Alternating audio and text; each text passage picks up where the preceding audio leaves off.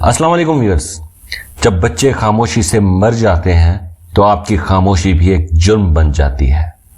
اسلام، عیسائیت، یہودیت، ہندو مت، بدھ مت، ہر مذہب ہمیں یہی سکھاتا ہے. مظلوم کا ساتھ دو، معصوم کی حفاظت کرو.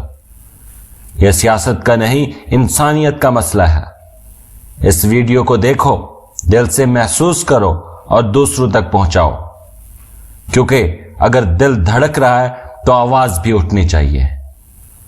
کیا آپ نے کبھی سوچا ہے ہم کیوں خاموش رہتے ہیں جب بے گناہ ٹینکوں کے نیچے کچلے جا رہے ہیں؟ ہم کیوں ان کی آہیں نظر انداز کر دیتے ہیں؟ کیوں دنیا منہ موڑ لیتی ہے جب ایک ہی رات میں پورے خاندان صفائی ہستی سے مٹ جاتے ہیں؟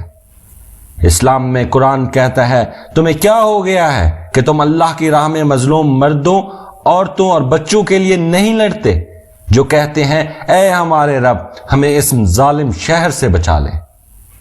عیسائیت میں بائبل کہتی ہے ان کے لیے آواز اٹھاؤ جو اپنے لیے نہیں بول سکتے. غریبوں اور ضرورت مندوں کے حقوق کا دفاع کرو. یہودیت میں تورات کہتی ہے جب آپ کے ہمسائے کی زندگی خطرے میں ہو تو خاموش نہ کھڑے رہو. اگر تم انہیں ستاؤ اور مجھے آواز دیں تو میں ان کی فریاد سنوں گا.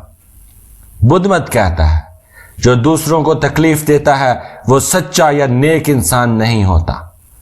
ہندو مت میں بھگوت گیتا کہتی ہے اچھے لوگوں کی حفاظت کرنے، برے لوگوں کو ختم کرنے اور انصاف قائم کرنے کے لیے میں ہر دور میں ظاہر ہوتا ہوں.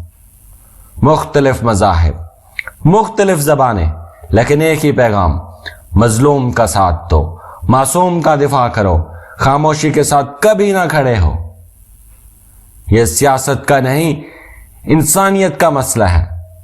جب بم بچوں پر گرتے ہیں تو آپ کو فلسطینی ہونے کی ضرورت نہیں، آپ کو صرف انسان ہونے کی ضرورت ہے. اگر آپ کا مذہب آپ کو مظلوموں کے لیے آواز اٹھانے کی تعلیم نہیں دیتا تو آپ کو دوبارہ پڑھنا چاہیے. کسی بچے کو خاموشی میں مرنے کا حق نہیں، کسی ماں کو اندھیرے میں رونے کا حق نہیں. اپنی آواز بلند کرو اس سے پہلے کہ کوئی نہ سنے. جڑے رہیے ہمارے ساتھ.